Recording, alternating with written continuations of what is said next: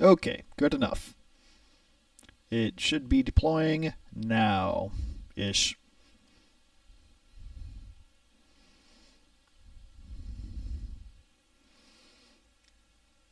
And we should at least have audio.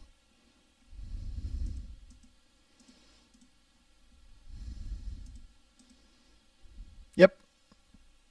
Just the first tab I happen to have open.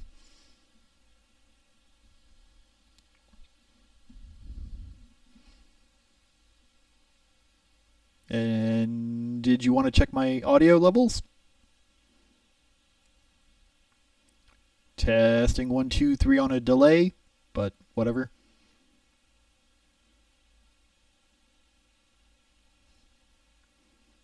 Okay.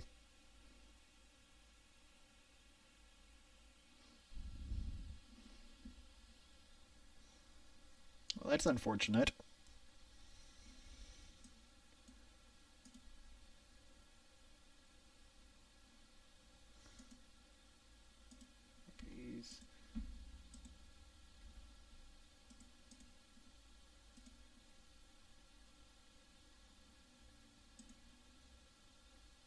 Monitor's off for you, so it should work.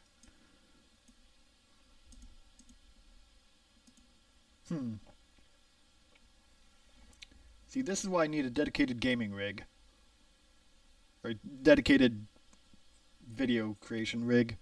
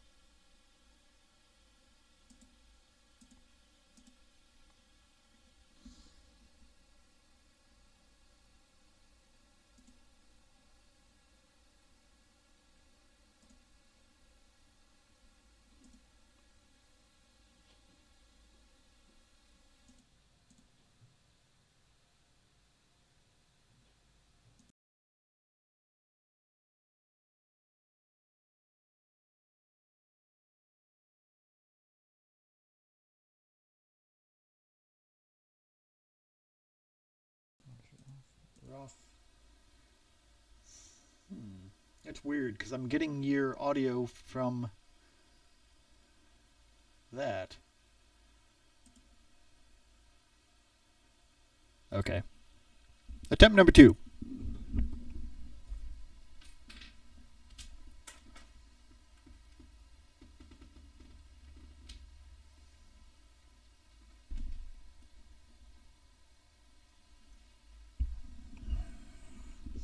Let's see what that does. And I don't hear you. Oh, maybe there's just the audio delay. Yeah, it's the delay. I hear myself now. Is it actually decent audio?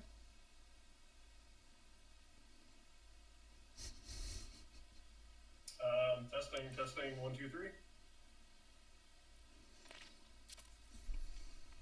Sounds a lot clearer. Okay, good. That's weird. And your volume is at a decent level too, right? That's what I normally sound like.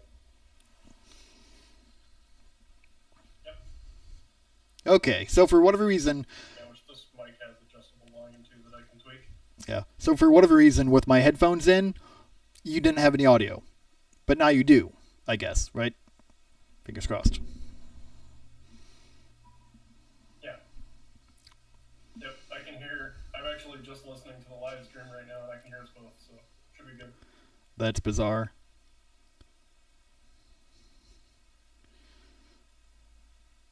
And now, so I don't screw myself up, I'm just listening to you. Yep.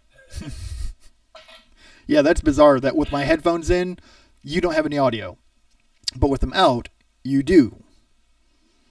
So it's almost like the desktop listener or the desktop eavesdropping device, whatever it is in OBS, is not pulling the actual desktop audio like it's supposed to be doing. But instead, it's pulling the mic feedback from the loudspeakers that I have it hooked up to, and it's just pulling from that. Interesting. Yeah. Not how it's supposed to work. But, No. oh well, it's working now, so. I feel like I need to shift over just a little bit. Net wrong direction. There you go. Yeah, cameras are mirrored from what we see, from what we're used to. Yeah. I'm just not quite used to that yet. You'll get there.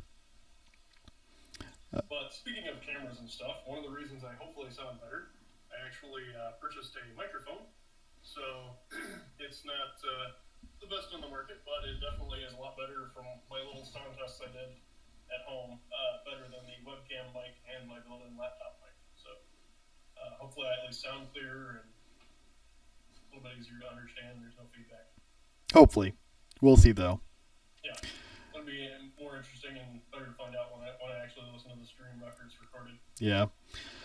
Yeah, we've never been known for having great audio quality, so yeah, whatever. So did you actually do the intro, or? No, not yet. I haven't. Okay. I was sifting. Flight, Yeah. Yeah, I was sifting around for a decent image as opposed to the walls are melting, but yeah, I didn't find any other than just the standard St. Patrick's Day memes, so. Yeah, I mean, if there's one that's not too offensive, you could probably display that since it is St. Patrick's Day. I could. I mean,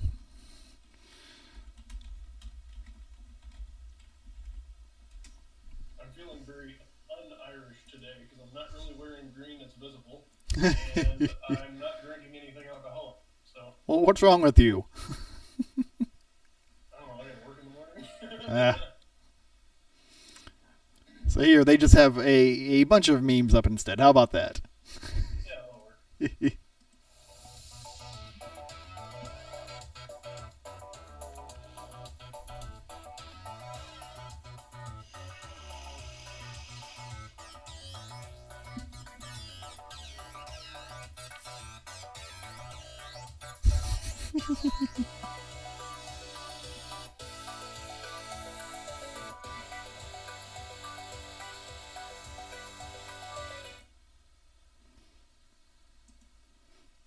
Okay, and with that, and me being extremely lazy of just Google searching St. Patrick's Day 2019, yeah, it works. Yep. Although this one I found kind of funny. It's probably legitimate. I don't know. It just reminds me of the what was it recently, or the last year when somebody got an island and then St. Pablo or something, his island, and they were kicked off and had to find a secondary island, and they promised all this weird stuff for the event, and they had literally nothing set up the day before, and they had thousands of people coming there with no amenities, no sanitation, no food, no water, just a few tents. Yeah, and they paid thousands of dollars to go. Is this a Burning Man concert? They tried, but even less organized than Burning Man. Wow. I don't know. Hulu and Netflix had documentaries about it. I can't remember the name off the top of my head. Yeah. So I guess the guy who put it on is a scam artist, and all of his things that he does are just blatant scams. So it was just an attempt to get millions of dollars of funding from investors and from participants, and he never really intended to put on the show. Wow. Yep.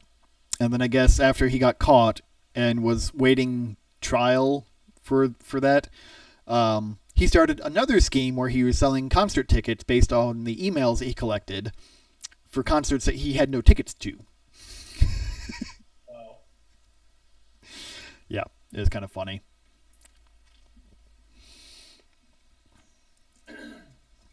So we're getting another really unstructured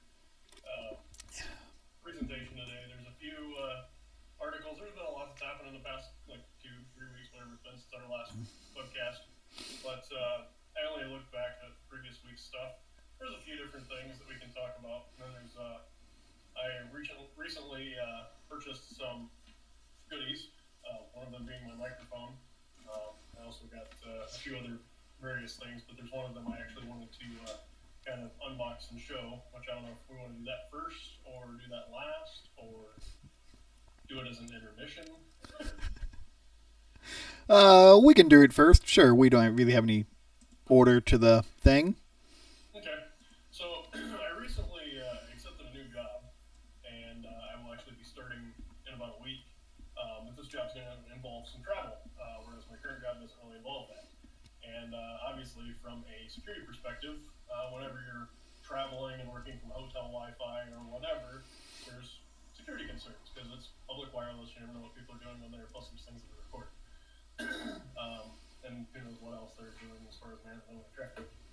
So I actually learned about this from a person on Twitter that I follow.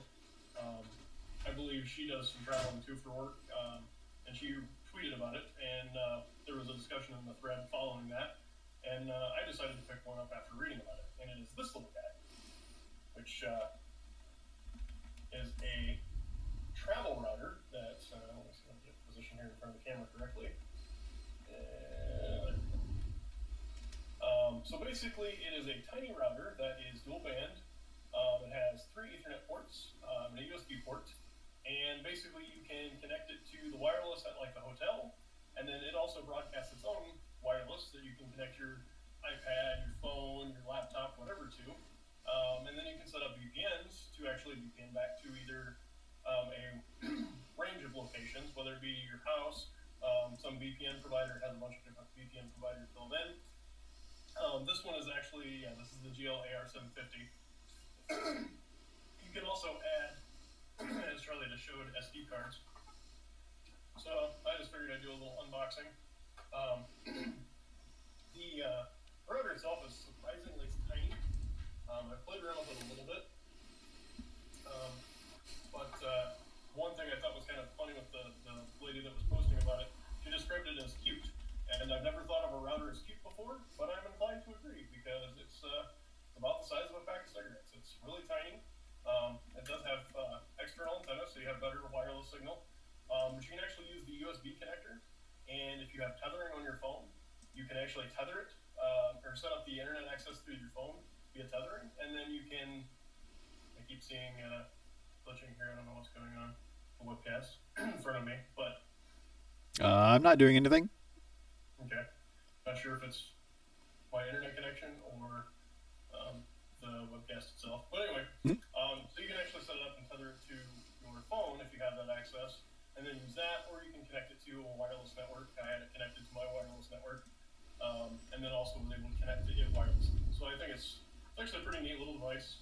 I've got a PFSense firewall running at home, so I can set up OpenVPN and then have it connect back to there. So basically, it'll be like I'm always working from home. So nifty little device. It was only about $60 on Amazon. But the extra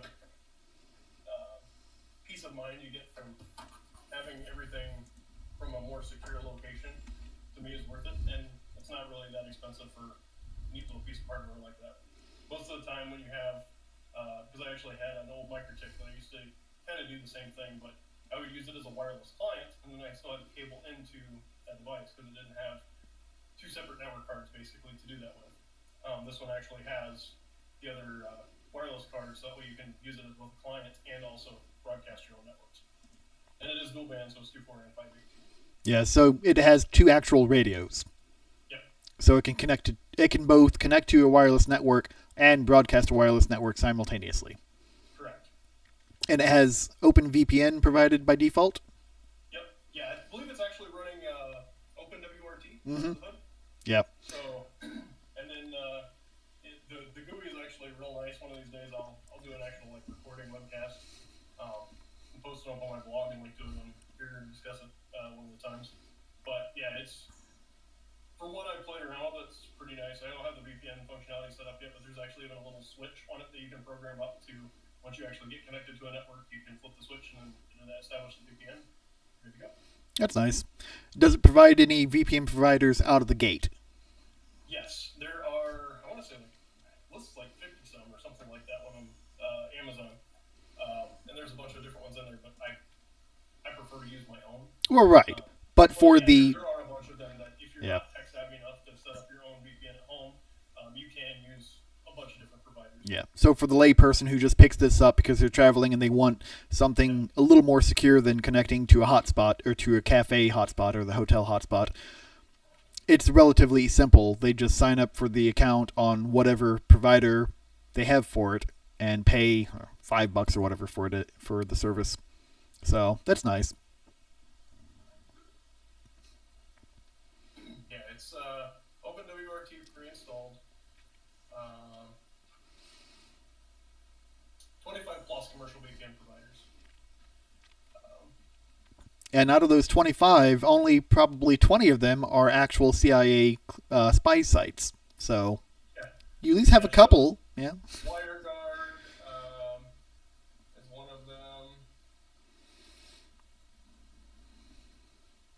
Yeah, I guess WireGuard is actually not your OpenVPN style VPN, so it has other options too. But it does support OpenVPN, which is what I like because it's already set up with PFSense. Yeah. And it's also one of the more secured systems out there, using both username, password, and public-private key authentication simultaneously. And it's $69.99 on Amazon. So. Yeah. Well, $70 for a router isn't too bad, anyways. No, so. Especially for dual band. I mean, you can pay that just for a dual band router without having the, road warrior functionality. Yeah. Another great thing that I can see with this is many hotels, especially the more expensive ones, they like to charge you per device that you connect, which is absurd. But you can use this because it does MAC cloning. Yep. To connect your phone or your laptop or whatever, then clone that MAC address and then use that for the duration of your stay. Now, one of the things that I believe it advertised that I have not found yet, and I don't know if I just need to update the firmware, but it mentions that it comes with its own web browser to where you can actually. Oh, it also has Cloudflare DNS over TLS. Okay. Or if you want to have the secure DNS functionality.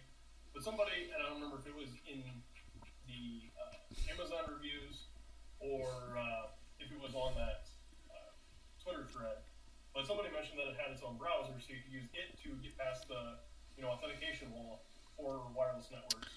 But I have yet to find it. So, and I don't know if maybe that is something that is available if there is a hotspot wall, which I don't have set up on my network, so that's why I didn't notice it. But then maybe it's an add-on package that you have to add because there's tons of other things that you can add with it being OpenWRT too. Yeah. Well, worst case scenario, you just SSH into the box, run links, and get through it that way. This is true. Because it does have SSH available for the LAN side, so yeah. And Lynx is a perfectly user-friendly browser, right? Yeah, I like it. Definitely not getting malware. Yeah, that's true. Although JavaScript may be a problem, but yeah, you don't need that anyways. No. It's not like most of the internet runs off of JavaScript and CSS. Yeah, nah. At least if they make the site correctly, it doesn't need it. If being the operative word. Yeah, very big if. Yeah. So yeah, probably more to come on that, but it was one of the things that I thought was rather neat, and since I'm going to be traveling for my new job, definitely seemed like something worth investing in. And it can be powered from USB, I'm guessing, right? Correct, yeah. Nice. Yeah, it's USB powered. So another cool trick you could do. Put it in your laptop and connect it wirelessly and not have to mess with anything else. Or you just pick up a battery backup, a little battery supply for phones or whatever that has USB on it. You can plug it straight into that, and you have a remote, a truly mobile hotspot. Yep. That you can then. I actually have one of those that I use with my Air console. Yeah. Which one of these days I'll do a nice little review on that too, because that's one of the coolest toys I've ever picked up. Yeah. Plus, then you could have, let's say, this hotspot connected to an actual internet provider, and then, I don't know, maybe broadcast your own public internet connection that sounds like what somebody wants to connect to, and then man in the middle all the traffic? Maybe? Or, if you're going to do that,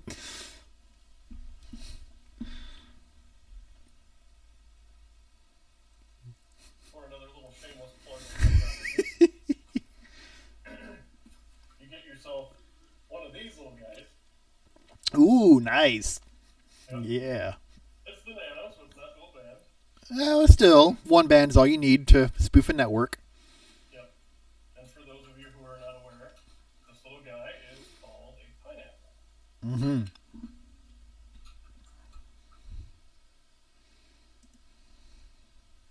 I'm not quite sure where the name pineapple came from. Where do any of their names come from? Seriously. But basically, Pineapple runs a software called Gaziger, which is, I believe, German for yes man. Is that correct? I'm not sure. Yeah, I think it's what it means. But basically, typically when you have wireless networks and your connect to list, basically your device broadcasts asking if any of those are available, and then connects if they are. Mm-hmm. And basically, it's like, is this my home network? The Pineapple just goes, yes, it is. Mm-hmm. And unless you are looking out for that kind of thing or being suspicious of open security when it shouldn't be, you connect, and then basically, if they have everything routed correctly, you get out to the internet, and you don't know anything wiser, but they're man in the middle of all your traffic. So if you're going to your bank, they can get bank passwords, all kinds of stuff. Yep. Plus, with that Pineapple, I believe you can set up multiple WAPs or multiple access points simultaneously, so you can broadcast 20 or 50 different names that, oh yeah, I'm a Starbucks free Wi-Fi, and I'm a hotel free Wi-Fi. Yep. And yeah, just have all sorts of fun with that. Yeah, and that's available through Hack5. Yes. I've got the whole Hack5 little the kit. package. Yep. Including Bash Bunny and Ripper Duck and the Land Turtle. So. The Land Turtle is my favorite. Yeah. It's USB with Ethernet on the backside, and it displays as an actual Ethernet connector or Ethernet adapter to the host PC. So full traffic works, but it's also a full host computer that you can run scripts on and SSH into and have a reverse VPN and remote administration utility from like a sysadmin perspective, yeah. As well as being able to create a remote gateway into a network if you're doing a pen test. So yeah. And using these devices only for legitimate system administration on a network that you're authorized to have these tools on.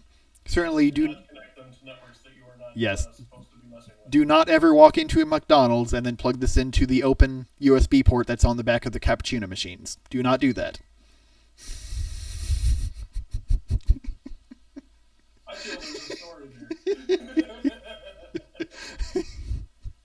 Nope. No story. Other than... But you can have a lot of fun with USB. Like, USB is on basically everything nowadays. It's on a coffee maker and just everything. Which means that there are a lot of effing USB devices laying around. Would you like to... USB devices, that's a perfect segue into one of our articles. How about that? So, excellent setup, Charlie. So, speaking of USB devices, a lot of times, and I've seen this countless times from I've worked on people's computers or bought used computers, or even seen where people have scrapped computers and asked me to dispose of them properly.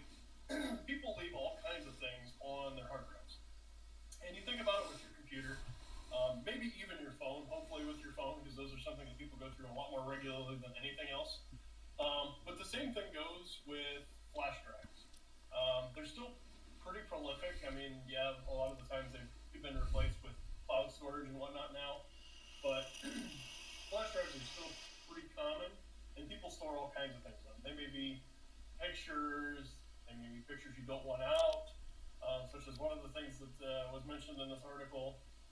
They may be financial information, they may be corporate documents, they may be all kinds of things. And if they're not encrypted, that stuff's just easily there. And a lot of times these just get thrown in the trash. But if you are going to be disposing of these or selling them, make sure you have thoroughly eliminated whatever's on them. Because this article is basically saying some of the things that were found on USBs. Kosafos back in 2012 picked up a stash of USB keys from the lost property action as an experiment. And about 66% of them contain malware. Not a single one of them was encrypted. That's another thing. A lot of these devices there's actually used to be a thing a few years ago. I don't know if it's still common or not. Charlie, you probably know better than me, being in a big city like Columbus. Dead drops. Are you familiar with dead drops? Yeah, of course. Okay. I figured you probably would be, but that was something that people were doing kind of as a like sneaker net version of distributing pirated software or documents, or even just useful information that's not necessarily illegal. And basically, they would take these flash drives and either like glue them or fasten them in some form to a table or a picnic table or a park bench, or I've even seen them grouted into the side of walls. Yep. And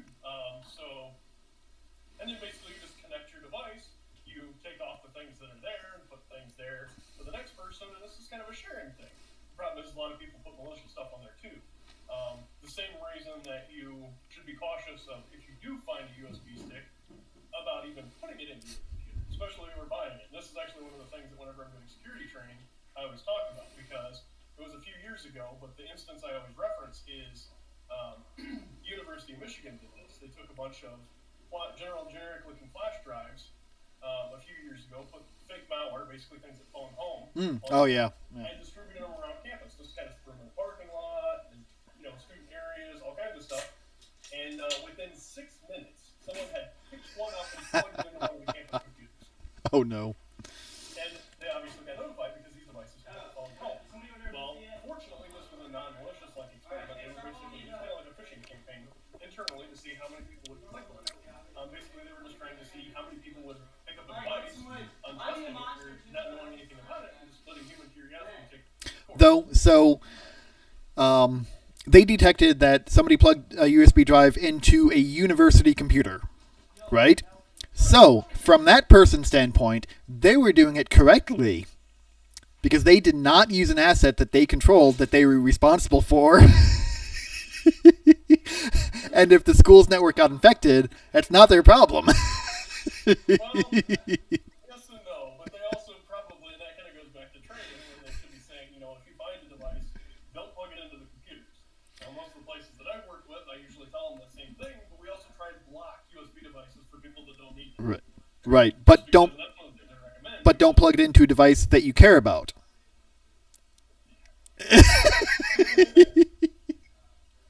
So yeah, there is that. Yeah.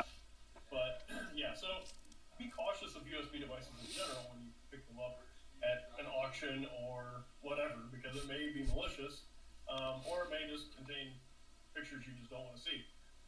Or maybe you do want to see. Well, that's up to you for that gamble, Charlie. So, just some of the other things they found. Photos of bundles of money and shotguns, plus a search warrant, given the name of the person in search. A forfeiture or submission for the seizure of drugs, given the name of the person that had the property seized. This is obviously from law enforcement. Chemical fire, power, and safety documents for project and whales, along with risk assessment documents and the name of the drive's owner. Okay, then. Lab reports for petrochemical company with the name and social insurance number of the USB device's owner. Documents containing the stock exchange dealings that were triggered, along with their passport and addresses in France and the UK for the past 6 years. Always useful, I guess. Yeah. Wage slips and tax statements with name, address, and contact details. Photos of a soldier, including deployment screening sheet containing his home and duty addresses. A resume filled out every 4 tax form with full name and address. So, if it comes to the time that you're disposing of a USB device, it's probably best to beat it with a hammer if you're going to destroy it. And if you're going to sell it, I would recommend not. They're not worth enough. Personal opinion. Usually whenever I've done a USB drive, it's useless anyway. Yeah. Because I wear out the contacts and it doesn't even read. So now, it's just like beat it with a hammer. I do have to make a note that USB storage is extremely resilient, or specifically solid state is very resilient. Yeah. If you beat it with a hammer, it's probably not actually going to break the data. The data is still on the chip because there are no moving parts to it. In order to actually destroy the data, you have to physically destroy the chip inside of the USB drive, not just the USB drive. Because if you smack it with a hammer a few times, you'll break the shell. You might break the contacts off it, but you can very easily just solder a new contacts onto it. In fact, I watch Rossman, yeah, Rossman out of New York City. He does Mac and Apple repair, Okay. but every now and then he gets something weird. Like in this particular case, he needed to recover data off of a USB drive where it had sheared off and was physically broken, but he was able to solder new USB contacts onto the controller board of the actual chip and then tie a cable back into that. So he was able to recover the data off of the chip even though it was physically broken. Yes, I'm doing a live stream. So even physically breaking the device may not be enough. You have to really go kind of crazy with them. Yep. Um, Well, and the other alternative to that is, encrypt the data when you put it on there. If it's important, encrypt it. That's another reason that usually when I dispose of a drive, I'm not really that worried about it because I use Veracrypt. mm-hmm. So anything that's on there, in case I lose it, I have lost USB drives before. It's encrypted, and the only thing really that's not encrypted on there is like the portable version of Veracrypt. You still have to have a password. Yeah. Which is ridiculous to say the least. Yeah. So you use Veracrypt. Correct. Which is the Free and open source disk encryption software that is truly cross-platform across Windows, Mac OS, Linux, and provided by Idrix.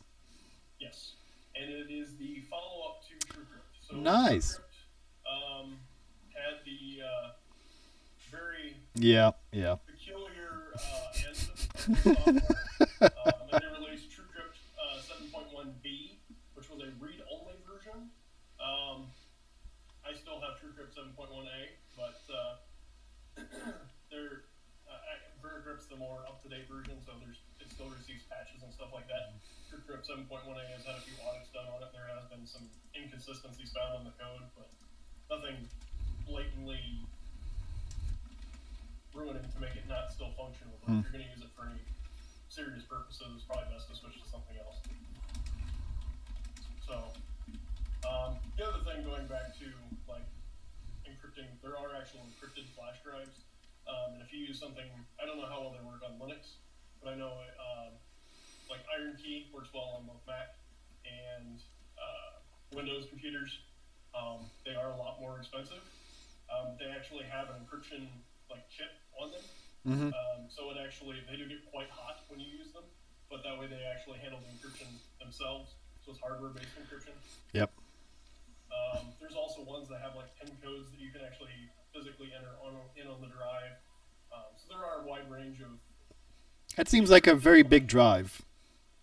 That seems like a very big drive to have a PIN code on it. They're all digits, so it's like 1, 2, 3, 4, 5, and then or 0, 1, 2, 3, 4, and then 5 through 9 or whatever.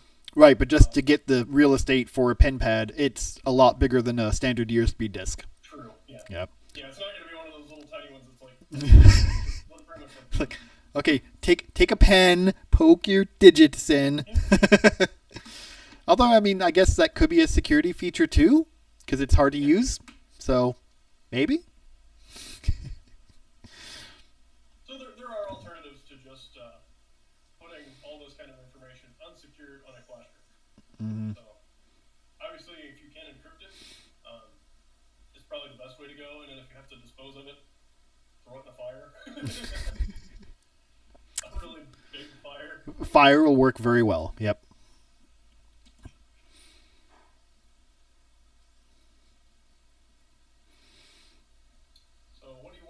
Transition to next, Charlie, because we didn't discuss anything about the order of these articles.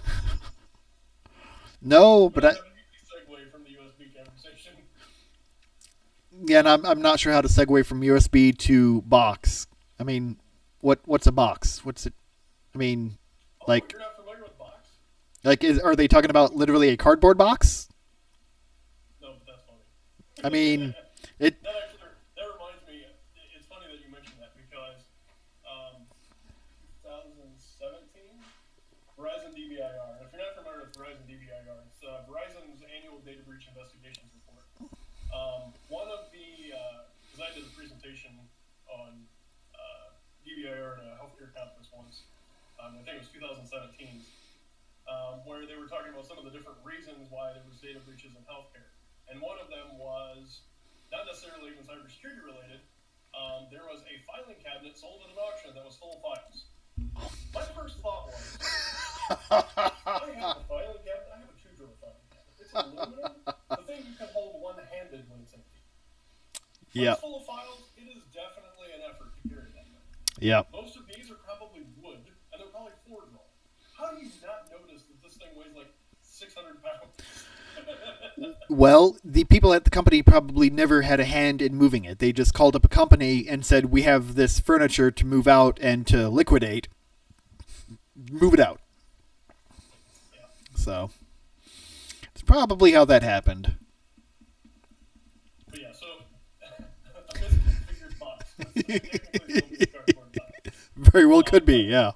Box is actually, it is a storage provider from, who was the company that started it? Because I think it's a Dropbox clone or something. Okay, so it is Dropbox's clone.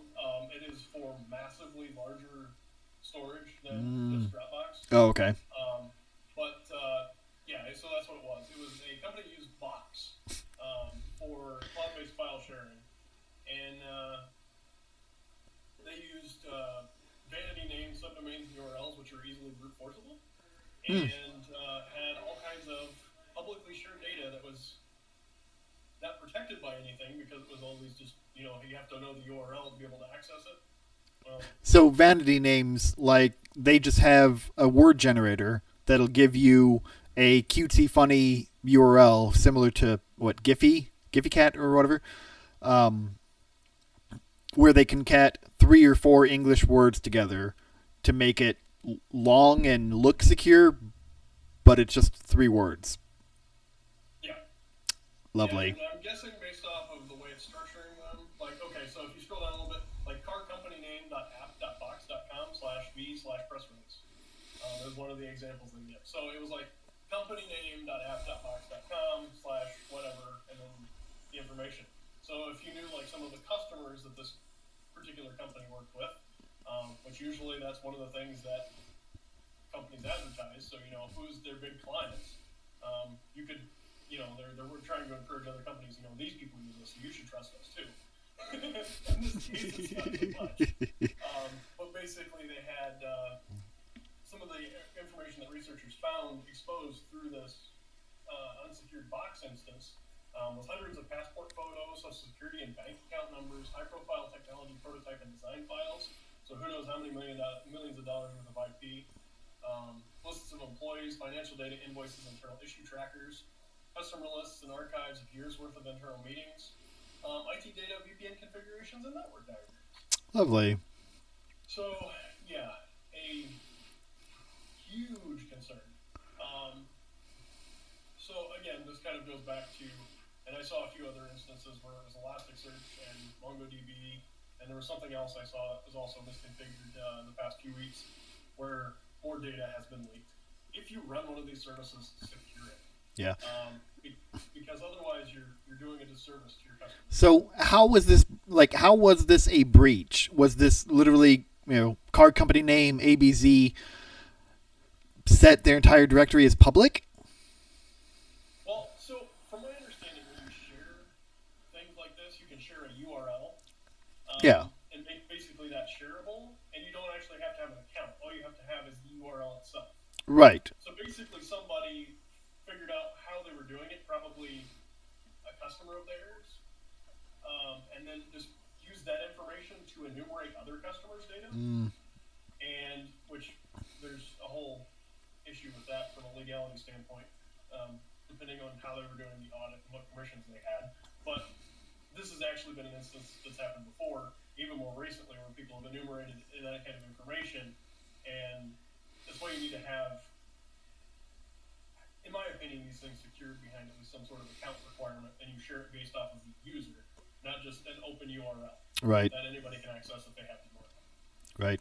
Yeah. OwnCloud and Nextcloud, they have a similar feature where you can share a file with any random user, but the link that it creates is, of course, your URL / whatever, but it's a random character length of strings. It doesn't correlate to the actual file name. So if I share, Hash of the file or something like that. it's not even that. It's just random. Okay. So if I share press release, the URL is not press release. So first of all, you'd have to brute force the string of characters to be able to find it. And then additionally, I like to share things with a password requirement. So when you share it, you also get a random password that you then text or email to the customer and say, hey, I shared this to you. You'll need this passphrase to open the document. And I think that might be default, or I just get in the habit of doing it by default. Yeah, I haven't used OwnCloud in a long time, so I'm not sure. Yeah. But yeah, from the service provider's standpoint, that's a very difficult thing to mitigate against, other than maybe giving a delay of it's shared publicly, anybody can access it without a password, so we're only going to allow you to share it for a day. Or something like that. Yeah. It might be a good idea to do. Trying to find the other instance of recently where somebody was enumerating a bunch of information. I'm about to, bro. I don't remember what it was. I'll see if I can find the article and I can add it into the comments later. Oh, people are always enumerating everything. It's part of the fun of it. Yeah, well, I mean, this was an instance where something else was a data breach last year because the security researcher kind of enumerated a bunch of things, and there were kind of some legal issues about how he did it. But I can't remember if it was financial information or healthcare information, but it was one of the two, and he was able to basically, like, the way their URLs were structured, pretty much all you had to do was, like, increment a number, and then you get somebody else's identity. Oh, yeah. That's common. So, yeah, so that was a huge issue because there wasn't actually, like, authorization level, or, yeah, there wasn't an authorization layer there. It was just kind of, okay, you're authenticated, you can access data. If you know how to change the path to access that data, you can access anybody. And he did it for, like, 1,700 individuals or whatever, and then released this information to the company, and then, yeah, but it was a huge concern because they were structuring things in an insecure fashion, or at least otherwise, if you are going to do that where it's just a different number or an incremented number, have that authorization layer to where it tests to make sure you're that person before you access that data. Yeah, I kind of picked up on that potential problem, and due to other reasons. I was building an application, and I was using incremental IDs from the database. Just 1, 2, 3, 4, 5, etc. Which is very common. Yeah, but I saw the potential of, oh, well, if you know that this user is user 5, just add 1 to it. Try user 6. So I saw that as a big problem, big potential problem. Granted, I tried to do, authentication checks before then, but still, just the fact that you can enumerate the users from just incrementing a number is kind of silly. So I ended up switching it to more of a UUID type approach, where each object ID is random and unique. So that solved that issue, and it also allowed me to provide distributed computing nodes, so I could have 2 or 5 or 10 servers running the application, all tied back to a central database. And I don't have to worry about race conditions of this server created this object and this server created the object at the same time. Because even if they do create it at the same time, the ID is random, so they're not going to collide. Okay. So there are performance reasons to do this as well.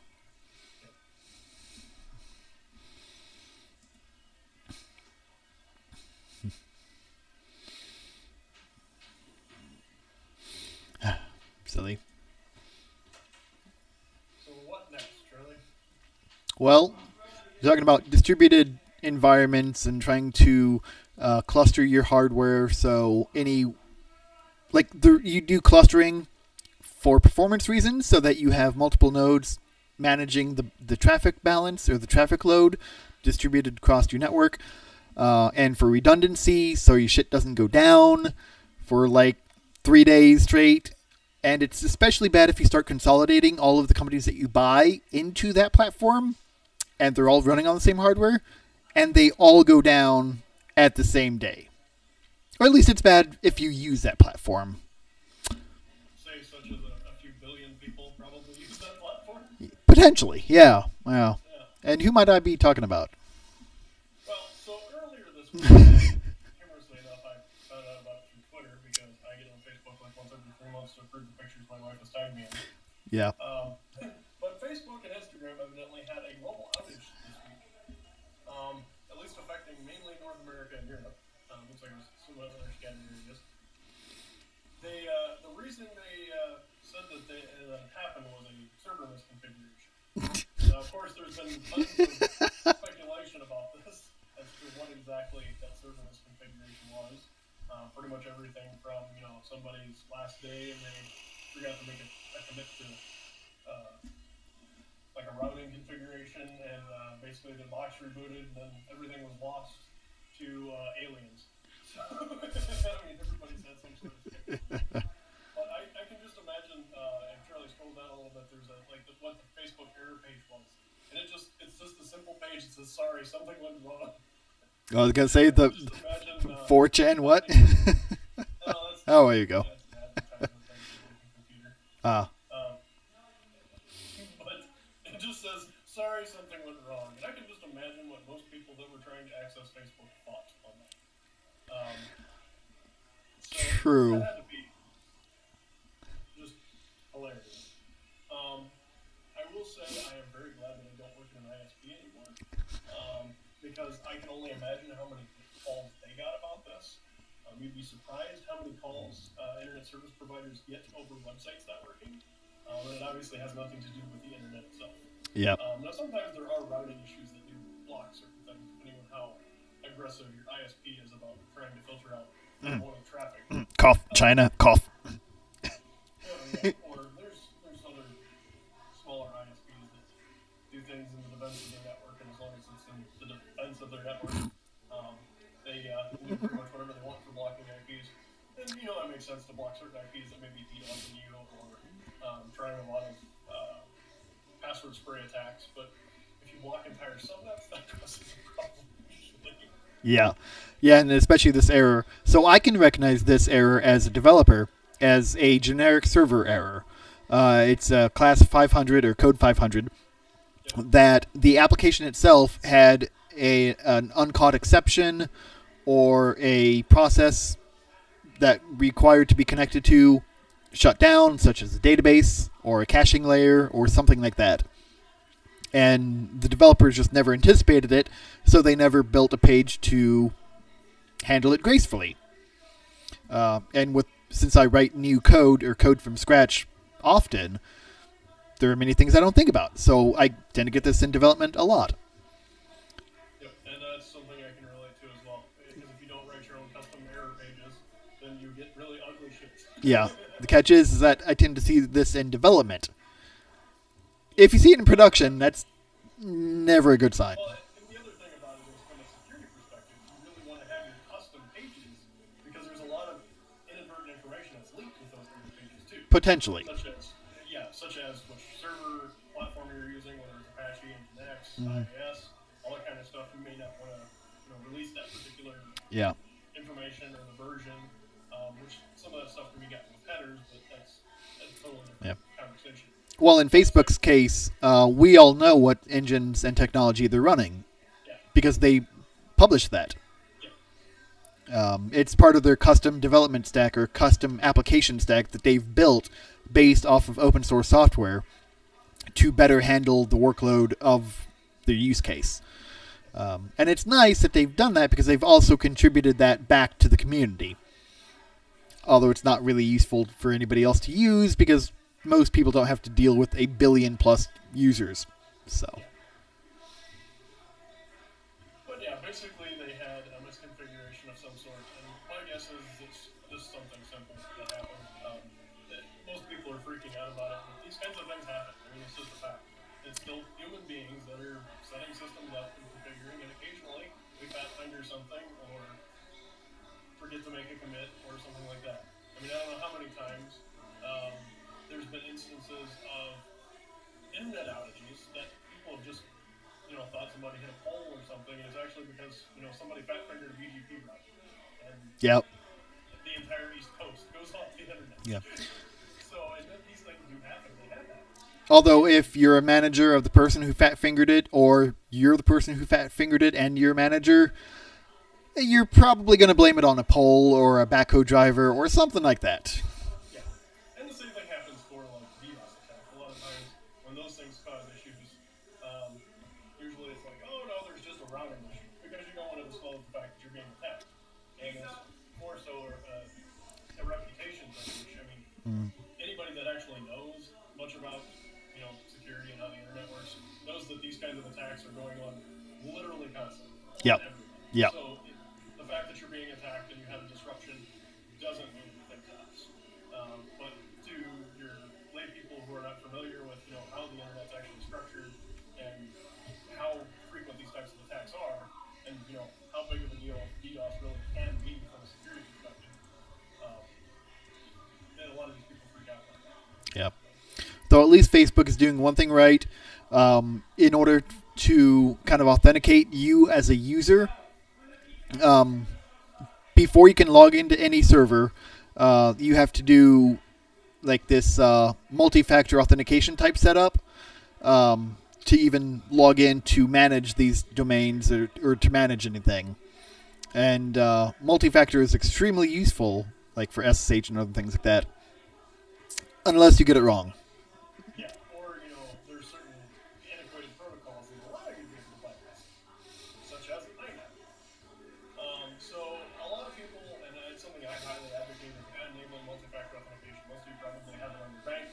You go there and they send you a text message, or you have a little key token that generates a code for you that you enter, or you send an email or some form of secondary authentication to make sure it's not just a password, it's authenticated. So a lot of other platforms like Office 365 and G Suite use it. I personally use it for my G Suite stuff, as well as my 30,000 other email accounts. Pretty much. Process of trying to do identity consolidation for that aspect. But multi-factor authentication gives you that factor of either something you have or something you are, as opposed to just the something you know. So it's such as a password.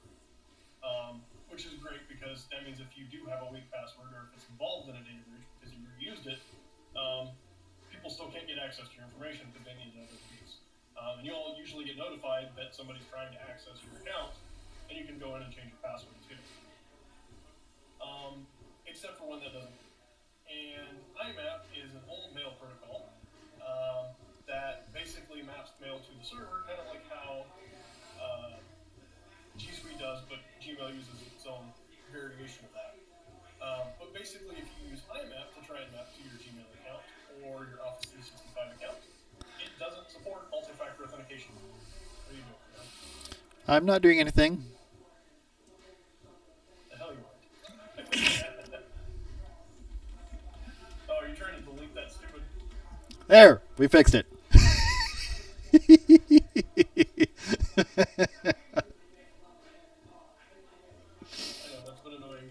Yep. Yep.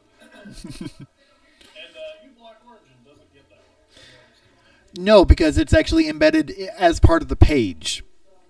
They're sneaky about it. Which I imagine we're going to see more and more often because uBlock Origin will block remote accesses. Like you have advertisements.domain.com. Well, it's clearly going to be blocked. But if the advert's coming from, in this case, www.bleepingcomputer.com. Yeah. So, one other little caveat to uBlock Origin. For this particular page, because I'm on my computer as well, it has blocked 101 requests for 5%. So, yes. It has blocked a crap ton of advertisements and stuff from Bleeping Computer. But I guess they have to make their money somehow. But 65% of the page requests are advertisements. That is ridiculous. Yeah. Like having an ad on the side or on the bottom or whatever, or top or whatever you want it. Sure, but 65? That's crazy. Yeah, 101 requests. Yeah, 65%. I imagine Fox News would have that many. Probably. Yeah. But basically, so what was happening was they were using password spray attacks, so from very large data breaches, and where usernames and passwords were acquired, and using those to try and use IMAP to gain access to these accounts. And once they were able to, then they can obviously use that for further targeted phishing attacks or whatever within the organization to get people to, infect themselves or grant remote access or, lead to a data breach or some further other types of investigation or infection. But basically, it all started because this protocol doesn't support multi-factor authentication and essentially bypasses it. Mm-hmm. So it's not necessarily just your own multi-factor authentication aspect you need to consider for one of your threat vectors. You also have to consider whether or not it can be bypassed using another protocol. So, did they not have a multi-factor disabled only password? Because I know with G Suite, pretty sure with G Suite, your IMAP, you have a different password for that than your account password, right? I don't know. I have not messed with IMAP at all in my G Suite account. Okay. So I thought I remember seeing somewhere that your account password requires multi-factor, and anytime that password's used, you need multi-factor. And if you have an old protocol that doesn't support it, such as IMAP, you can have an application-specific password that is tied to that application's user agent. So if, let's say, you use it on Thunderbird, Thunderbird will have one password for your account that's only used by that one protocol for that one site. And it's just a random password that's given to you by the application, and you have no control over it. So it's not going to be anything similar to your other passwords. But since it doesn't support multi-factor, that was their compromise. I don't know. I'll have to actually go in and play around with it. I know with Exchange, you can actually just disable IMAP entirely. Well, right, but who'd want to do that? With Office 365, you can do that as well for your particular account. Who'd want to do that? Because IMAP is an extremely useful protocol. And the alternative to that is browse to the website and use webmail. Like it's 1995 again.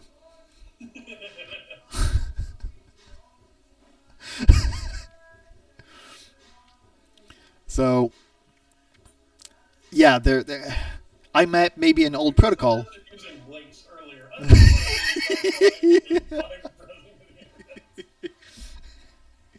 Okay, so IMAP was around back then too. Although I don't think the bulk of Nigeria had internet connection back then, which is where 40% of all these attacks came from. So, and then Chinese actors were responsible for 26 of the rest of them.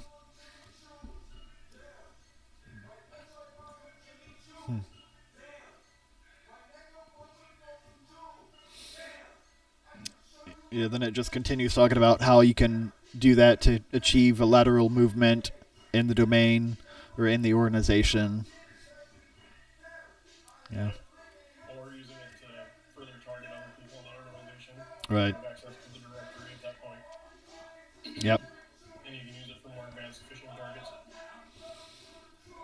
And you don't even necessarily have to infect the system. You can just do VEC at that point and send an email out as the CEO. Actually, it looks like it came from the CEO and transfer money to an offshore account, say in the $500,000 range or whatever. And big enough organization, they just transfer it, don't think anything of it until it's the end of the month and finances are Yep. all the time, unfortunately. Millions of dollars a year almost that way. Yep, I've seen those attacks before. Yeah. Actually, hell, I just had a client, it was last year that he called me up and I had to go on site for it. And he mentioned that he in his defense, he almost clicked on it because he got an invoice from QuickBooks that was requesting him to pay the amount, and it looked like a legitimate invoice from what looked like a legitimate client or legitimate vendor, and he was about to click on it, but it didn't quite seem right to him. Like, it seemed a little off. So he called me up and had me come on site real quick to take a peek at it, and was like, "Yeah, that this is not QuickBooks. Good thing you did not click on it. Like that would have been bad." Unfortunately, by the time I went around and looked at the exploit and tried to do some more investigation into it, the attacker had already taken the link down. So they sent. Within usually a day or two, those are gone. Oh, it wasn't even a day. It was a matter of an hour. So they sent it out on a compromised server. When they didn't get a response back within probably 20 minutes, they shut down the malware. Which makes sense because Yep, exactly. So. Trace something when it doesn't go anywhere. Yep. And speaking of shutting down malware and stuff, and lateral movement throughout an organization, we've actually got a pretty good method moving so there's a new ransomware as a service. You know how you have these new cloud-based platforms where X as a service, you've got various things that do that kind of stuff. Well, now ransomware also does that too. It's not necessarily anything new, but it's becoming more and more common. And there's this one called e11, which I believe is Russian, or Yatron, I don't know. Who knows? Yeah. Ransomware that plans to use Eternal Blue's NSA exploits to spread, which, for those of you who aren't familiar, that uses SMB version 1, which there's still a significant amount of things that are exposed to the internet using SMB version 1. 2017 was the year that we had WannaCry and NotPetya. Both of those attacks started out using SMB version 1 and the Eternal Blue exploit to be able to infect systems and spread their ransomware. So, the Eternal Blue, 2 keywords. This program name sounds like it might be a government-created program. But that can't be the case because no government-created exploit or government-created program has ever been used maliciously, right? Because in order for that to happen, control of the source code would have to leave the agency that's controlling it and fall into foreign actors' hands. But that just cannot happen in the U.S., right? Like, kind of like what I was saying about system admins and network admins. They're still human. They tap into things. They make mistakes, regardless of how deity level power government organizations are. There's still human beings that are involved in all of that, and they make mistakes. yeah. But time and time again, we hear from our government that, these exploits are never going to be used maliciously. And then now we're hearing from the Australian government, these governments that were legally forcing companies to build for us are never going to be used by other, malicious actors. That entire mindset is, like, absurd. So Edward Snowden was just a movie, right? Yeah, that was just fiction. But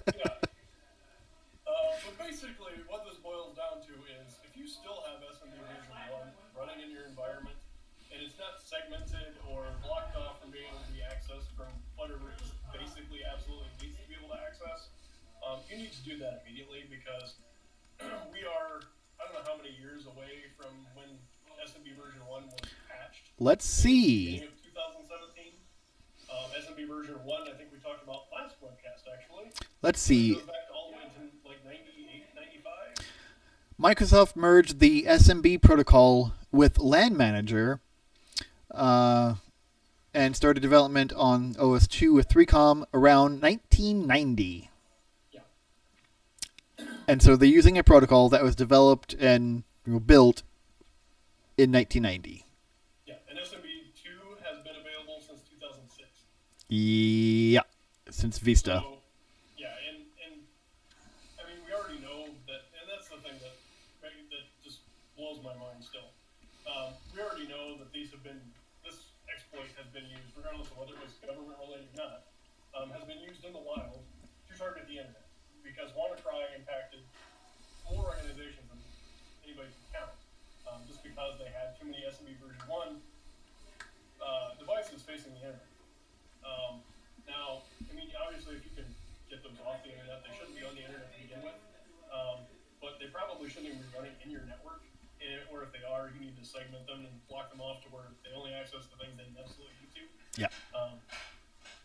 But definitely don't have this stuff on the internet because there's already been too many attacks in the same year. And that was almost 2 years ago that these were exploited. So don't have SMB version 1 pointed towards the internet. Otherwise, I mean, this company, this ransomware as a service, is talking about how they're going to use this because it's still active out there. And if you actually get on Shodan and actually look around, there are still plenty of SMB version 1 things that are available. And more additionally, let's say you have your Windows 3.1 or NT4.0 or Windows XP that you absolutely need running in your organization for whatever reason. Do not let end users run it. Like, do not let end users operate that computer.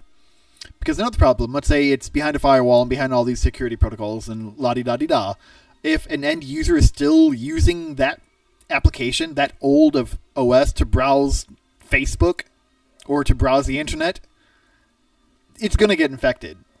So just don't unplug the keyboard, unplug the monitor, unplug everything that it does not need, and don't let people use it. Because even if you have it secured off and VLANed and separated, if people are still using it, it's still going to get infected. 2 things on that. 1, again, humans are fallible. Yeah. You want any pizza or breakfast? Maybe later. And 2, well, Charlie makes a good point on making sure that, trying to make sure people aren't using it. It still probably does need to be used to some degree, and what I've tried to do in organizations where they still have to have something like that running and still being used is block that device from ever leaving the network. So it only talks to the devices it needs to, but even if you try and open up a web page, you go out to Google or anywhere else, the firewall blocks it from even exiting the network. Yeah, so it can't make outbound requests at all. Yeah. It's literally on its own little island. It's not technically air-gapped, but it can't actually even get out to the internet. Mm-hmm. Because normally if you have something that's running something that's old, still needed, chances are there's no patches, so there's tons of other vulnerabilities it has, not just SMB version 1. It probably doesn't even have activate anti-malware. Well, of course not, yeah. Or like XP or any of that kind of stuff, even, let alone something maybe even older than that.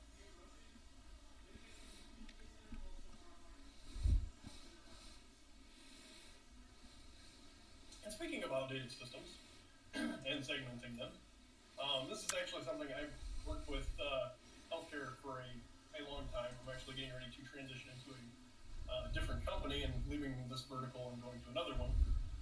But medical devices are one of the big problems from a healthcare perspective because of their price. They're so enormously expensive to replace and upgrade. And a lot of the times, there still has to be some operating system running on them because they're still technically computers, regardless of how fancy the type of diagnostics or whatever they're doing. They're still basically a computer. And a lot of times, these are devices that are running Windows 95, Windows 98, Windows XP, and that is even in 2013. And that's because it's going to cost like $1 million to even replace the piece of equipment doing it or to upgrade it. And if the piece of equipment's still running fine, most places are not going to want to spend that kind of money. So, especially if they're smaller healthcare systems, they don't drop, $500 million a year on like investments, then it's a pretty big deal to them. So, especially when it comes to the IoT devices and everything is becoming connected, everybody wants to be able to, get all the information directly from the device. They want to get the information from the IV polls. They want to get the information from the heart monitors, all that kind of stuff.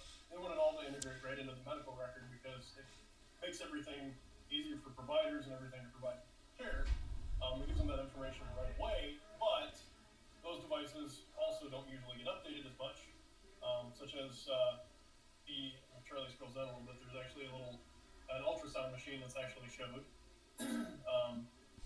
that was easily exploited. But a lot of the times these devices aren't even segmented off, let alone actually separated from a firewall perspective to allow access or separate access out. And these are also devices, in my opinion, from a medical device perspective, it doesn't need to be able to get out to the internet. If anything, it has a VPN to another location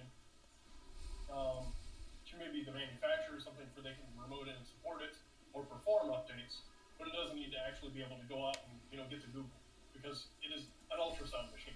There's no reason the ultrasound machine should be Googling anything. It should just be doing the imaging diagnostics, controlling the machine, and then transferring that information to the system or database that it needs to go to. It doesn't need to be going out to the internet and seeing what's going on Fox News.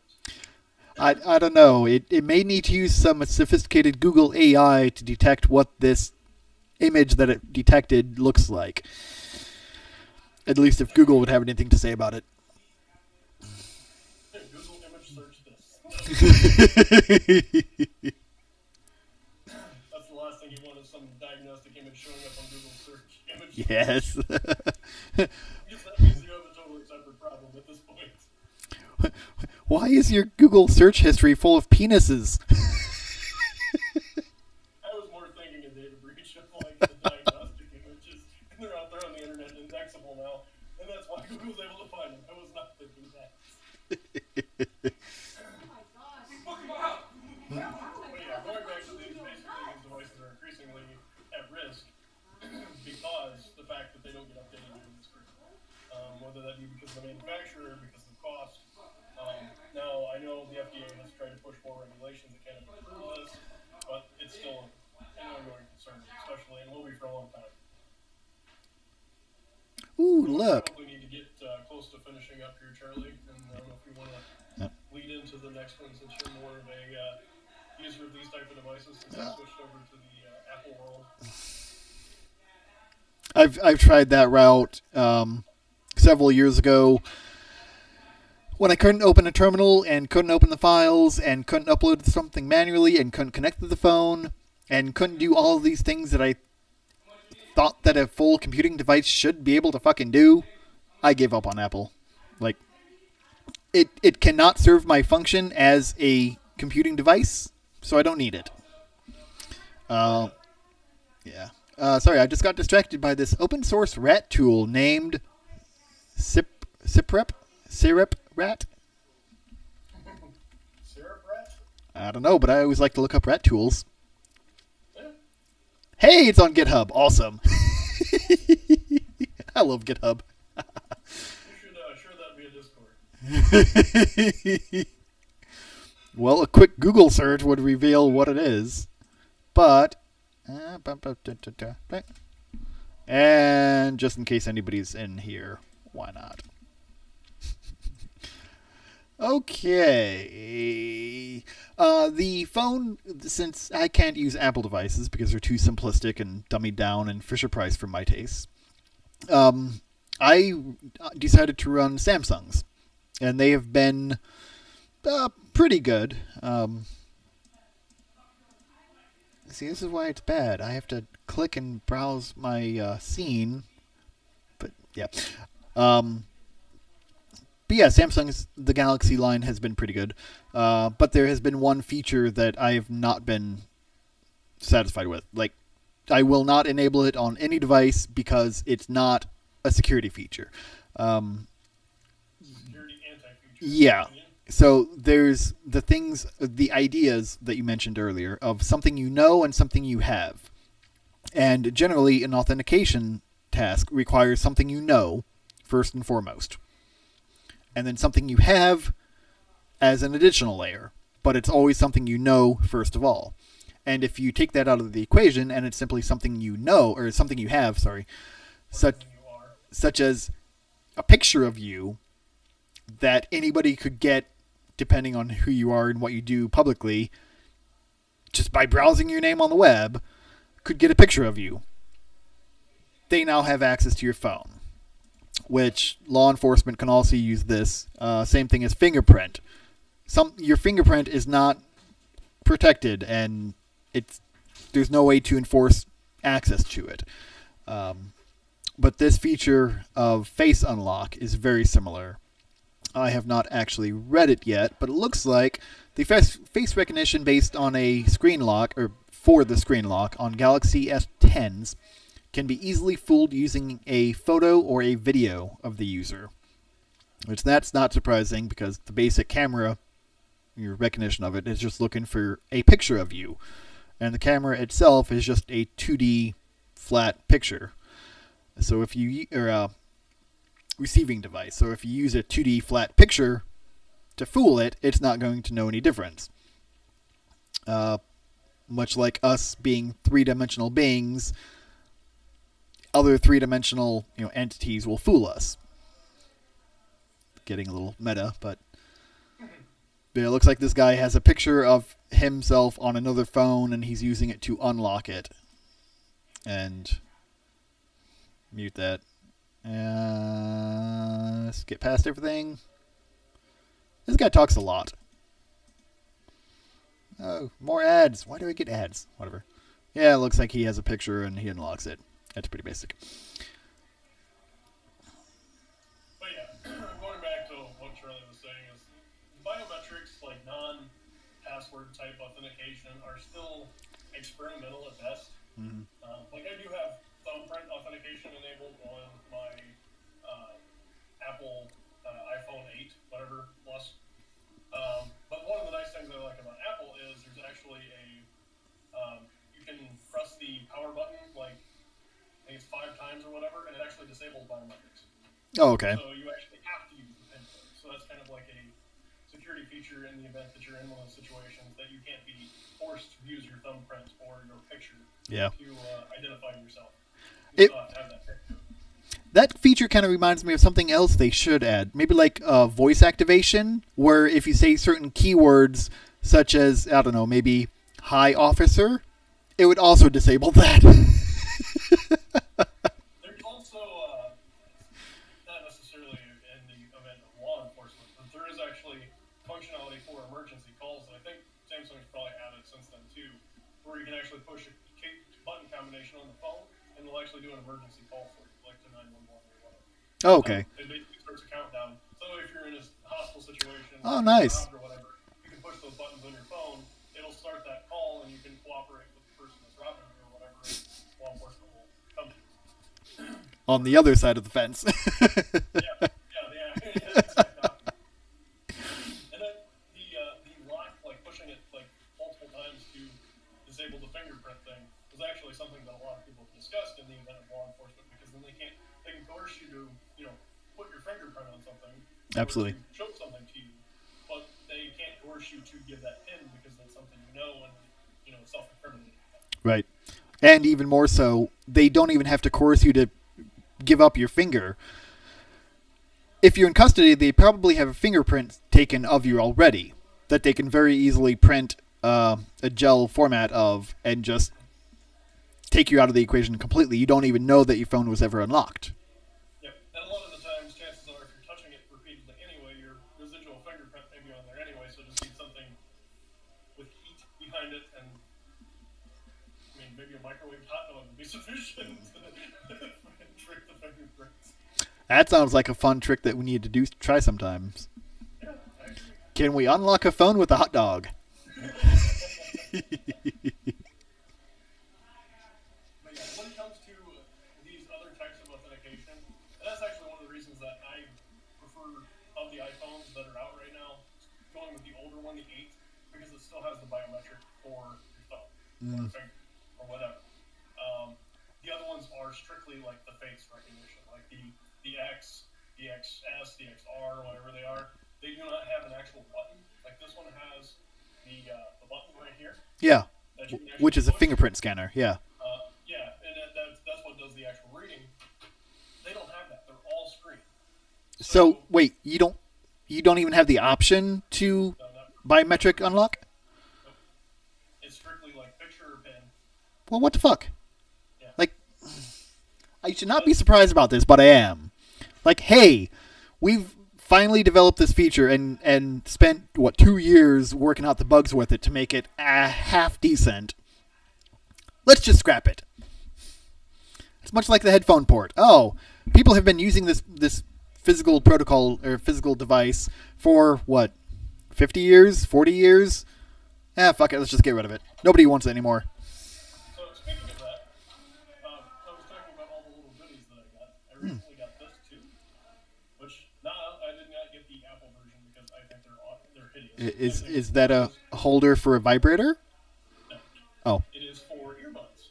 Oh. Connect to my phone. Where's the wire? And they're Bluetooth. Oh. Eh. And the case actually charges them too. Right. Yeah, I'm probably odd. I'm probably in the minority, but I'm not a big fan of wireless earbuds. Like, I move around enough that they fall out of my ears and they never stay put. And if I have this little bean that has no wires on it and no way for me to track it down, I'm going to lose that fucker in 2 minutes. I'm going to have to burn through them like crazy. It would not be good. That is why I also have these. Yeah, you see, At least these. yeah, those are half decent. There's a wire on them. Yeah, you can't really lose them. These is occasionally they like to disconnect. Hmm. And nothing's like sitting in a nice quiet office. Oh no. And then your earbuds disconnect and it starts blaring hate breed from your phone. Hey, hate breed would be better than what some people might be listening to while they work. Having headphones that disconnect when you're in the middle of working are also not very functional, which is why I bought the new ones. Yeah. So, Although I did read somewhere that Pornhub added a new feature where if you're using the app for them and your headphone gets unplugged, it will auto pause the video. I don't know if that's true or not. I think it was on Reddit. so, funny thing about that, and I don't know if this is actually real or just something somebody was tweeting about. Somebody, and this has been a few weeks ago, somebody was talking about that they had like their phone or whatever, and they were watching something on Pornhub or whatever, and they also had it set to Bluetooth to their vehicle. Oh, So into the driveway, and the phone connected. It did a little sound, and they didn't know why. that's awesome. Whether that's a true story or something somebody made up, it's hilarious either way, and I can see it really happening to somebody. It certainly seems plausible, yeah. Because if you pair your device to your phone or your car, because who knows why that sounds like a good idea. I don't fucking know. But yeah. And this is kind of going to be my little closing argument because we do need to finish up here. Going back to the first conversation we were having about protecting your data, if you happen to pair your phone with your vehicle, if you sell that vehicle, clear the information out and make that sync, like eliminate that sync. Because my wife got a vehicle that somebody had paired their phone to, and it still had their home address, because they still had all that kind of stuff put in through GPS. It still had their contacts in there, their phone number, all this kind of stuff. And Wow. we went and cleared everything out, but this person didn't do it, the dealership didn't do it. So That's surprising that the dealership, like, because she bought it from the dealer who manufactured that vehicle, right? well, it was a used vehicle, obviously. So Right. they're used vehicles, but evidently that's not part of their process yet. Maybe because it's still not a like. Okay, so it wasn't an off-lease dealer thing. It was a third party. Oh, okay. That makes a little more sense. But either way, like, I mean, she went to a dealership and bought this vehicle, and when they, as part of their intake process, while they did, they checked all the fluids, they did, oil change, they rotated the tires, checked all the stuff out, did their safety inspection. One of the things that was not on that list, evidently, was clearing out configurations from previous owner on the console. Well, how could it be? Because for tires, to replace the tires, there are 4 or 5 bolts you take off, put the new tire on. Every vehicle, doesn't matter who makes it, 4 or 5 bolts come off, new tire goes on, bolts go back on. There's a straightforward process that's universal across every vehicle. When you get into software or computer systems that are embedded in vehicles, every manufacturer is going to have a different process. Some may not even allow it. Some you're going to have specialized tools, and so. And I even had to poke around to find all the things that were in there. Yeah. But and to get everything out of there, but that's something that probably needs to be part of these processes, intake processes now, as more and more vehicles come with this capability. And, Yeah. It's not just this is a new feature.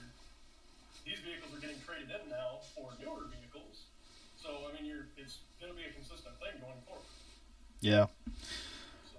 Yeah, that'll be interesting to see how that evolves. Who knows? Maybe we'll have a standardized protocol for accessing and managing device vehicle information. That happened with ODB2, ODB1 and 2. So maybe ODB3, we're going to see new command structures and command sequences that you can pass in to reset the onboard computer and reset the onboard user preferences. That'll be kind of cool if it does. So. Also, one last little thing before we sign off. I noticed you have pivots and payloads on your back wall. Maybe. Yes, it has all of the a bunch of useful commands on the front side, and then on the back side there's actually a board game. Kind of like Monopoly, or not Monopoly, Candy. The Candy game. You might know what it is. Candy Land, is it? Yeah. Or you have a start position. Candy Crush, yeah. You have a start position, you have to roll the die and go so many steps to the finish line, and sometimes you hit a problem like blue team caught your attack, go back 3 spaces. Or profile doesn't allow this script type to run, skipping next turn.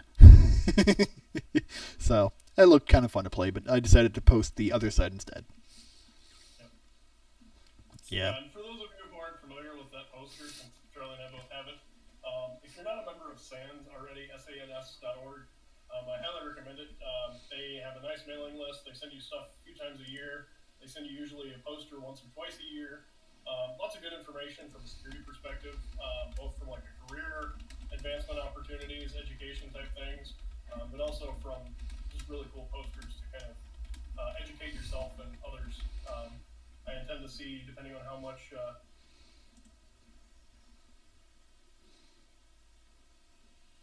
I think that was a message I was not paying attention to. Discord channel. Yeah, Discord. Completely unrelated thing.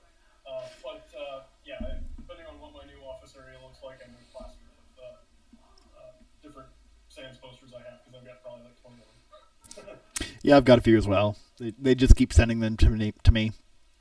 Well, it's actually said like newer versions. I'm waiting to get the version 7 of the CSC. Security controls. CIS security controls. Top 20. I don't think I've seen that one. I've got version 6. I've got a couple copies of version 6. Version 7 just came out. Oh, okay. Positioned vulnerability scanning is, I think, number 3 now. It was number 4. Most of the top 2 are like knowing what hardware is on your environment and what software is on the hardware in your environment. Oh, okay. Number 1 and number 2. Right. Yeah. I'll post the link to that too. CIS.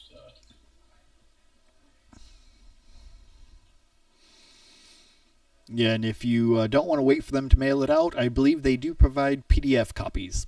Yes, they do. Although then you need to use your own printer and ink. And there's a lot of ink. And it's a very big format.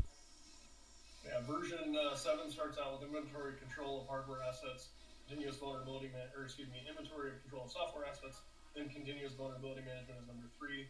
Controlled use of administrative privileges is number 4. Oh, okay. Secure configuration for hardware and software on mobile devices, laptop workstations, and servers is number 5. And then number 6 is maintenance, monitoring, and analysis of audit logs. So and then they basically broke it out. It used to be the top 5 were the biggest bang for your buck. Now they have basic CIS controls, foundational CIS controls, and organizational CIS controls. And that breaks up their top 20. 1 through 6 are basic. 7 through 16 are foundational. Those include like email and browser protections, wireless access control, boundary defense. And then organization controls are 17 through 20. That's application software security, incident response and management, etc. But I'll post those as a comment on the web link or the stream when we're done. Yep. Sounds good. So on that note, I'll call it a night, and stay safe. Don't run Windows 3.1, and don't play porn to your car when you're not expecting it. And if you dispose of any device that has information on it, remove the information before disposal. Yes. So stay safe, and don't forget to like and Like, comment, share, all that kind of fun stuff. yeah, whatever YouTube supports. I don't know. I don't use YouTube.